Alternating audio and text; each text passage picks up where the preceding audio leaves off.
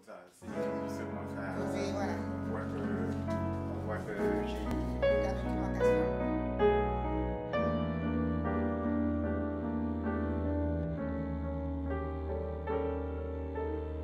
Nous sommes dans l'atelier parisien de Denis Zerel, qui est artiste martiniquais. Nous sommes en présence de l'artiste lui-même, qui va nous faire un tour de son atelier. Alors Denise, bonjour. Bonjour. Alors qu'est-ce que tu nous dis? Alors qu'est-ce que je vous dis? Voilà, comme vous venez de dire, vous êtes dans mon atelier. C'est ici que je crée, je travaille, je fais des choses. Hein. Et on a remarqué que vous travaillez beaucoup à partir d'éléments de récupération. Ah oui. Comment ça se fait? Comment ça se fait? Moi je trouve... C'est très facile de travailler avec la récupération. On peut faire énormément de choses dont on peut pas faire...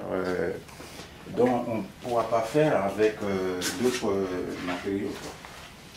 Et en plus de ça, et comme autrefois, j'étais dans un autre atelier, on ne pouvait pas frapper, cogner, faire certaines choses. Alors, c'était facile de prendre des choses. Et là, et aussi, je me sens bien là-dedans. Voilà. Ouais. Explique-nous un peu ça. Ah oui. Ah oui, je peux quand même expliquer un petit peu. C'est dommage qu'il n'y a pas beaucoup de place là, hein, pour que je vous explique mieux, pour mieux voir. Voilà. Voilà, ce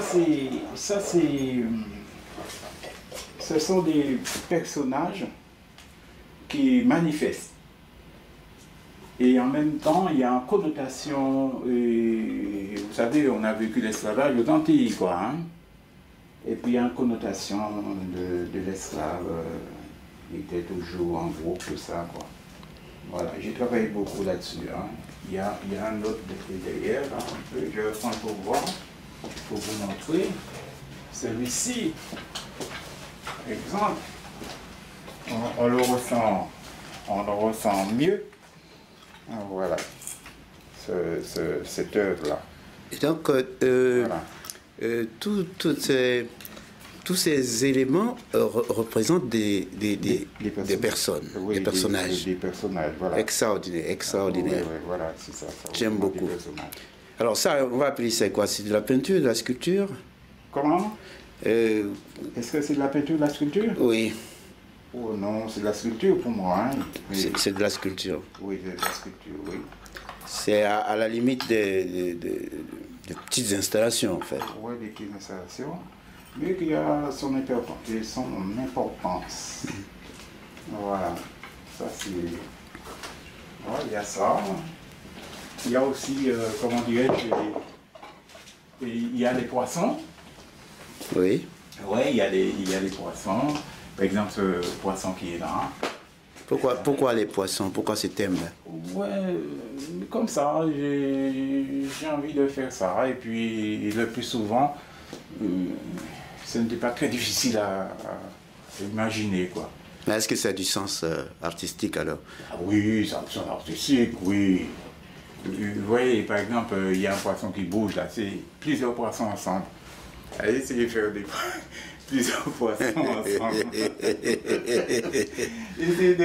Mais qu'est-ce que le poisson peut représenter pour toi, pour tout le monde, pour l'univers? Quelle est la symbolique derrière le poisson? Enfin, moi je ne sais pas. Mais je sais que par exemple chez moi aux Antilles, parce que les Antilles, hein, oui. Chez moi aux Antilles, et comme c'est une île, oui. Alors, il y a beaucoup de poissons. Je me souviens, j'allais pêcher les poissons, tout ça. Et le matin, on allait chercher ça, on mangeait du poisson, matin, midi, soir. Voilà. Il y a tout ça, et puis j'ai décidé de faire des poissons. Voilà. Il y en a plusieurs, hein. Voilà. Et qu'est-ce que j'ai fait encore? Par exemple, il y a cette œuvre-là. Et donc c'est quelqu'un qui est en train de crier, quoi, crier quelqu'un d'autre.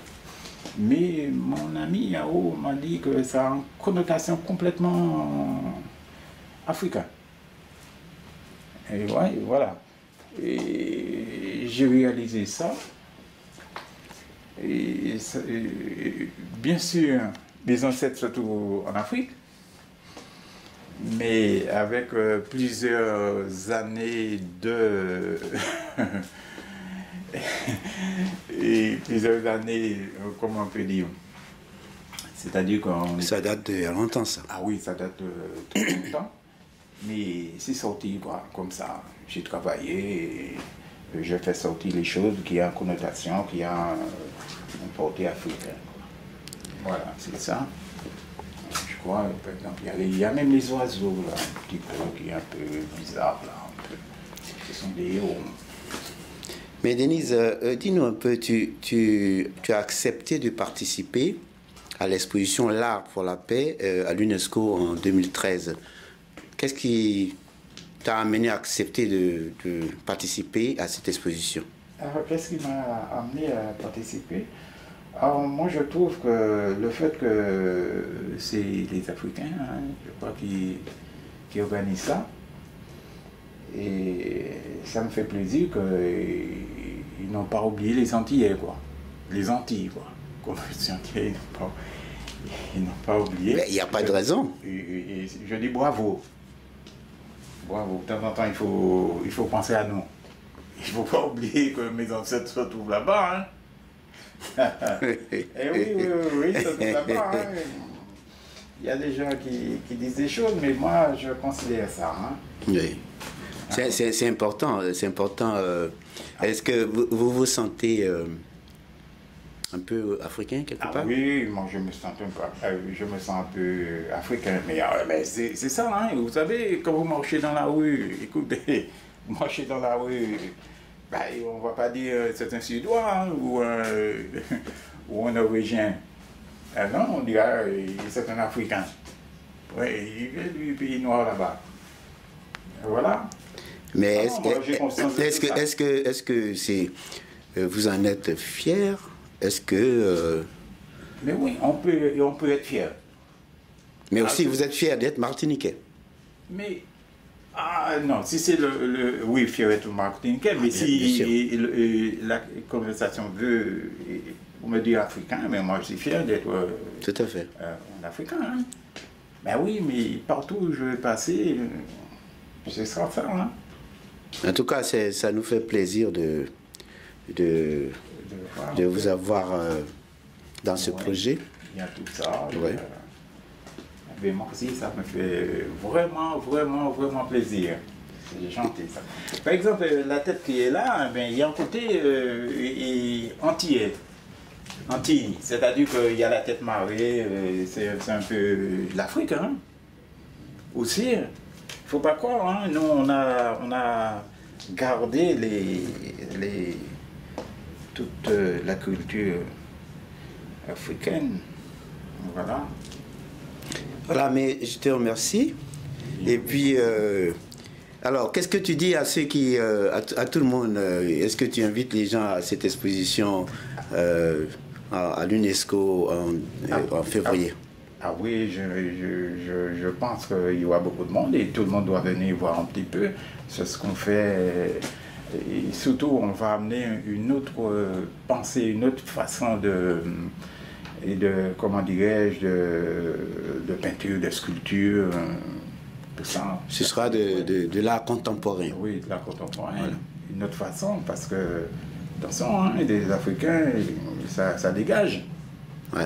Il y a des gens qui sont extraordinaires. Il y a du sens. Oui, il y a du sens, ils sont bien. Voilà. Mais merci Denise, et puis on se retrouve très prochainement à l'UNESCO. En tout cas, en 2014, moi j'y serai, tout le monde y sera. Il ne faut pas manquer, faut pas manquer ce rendez-vous.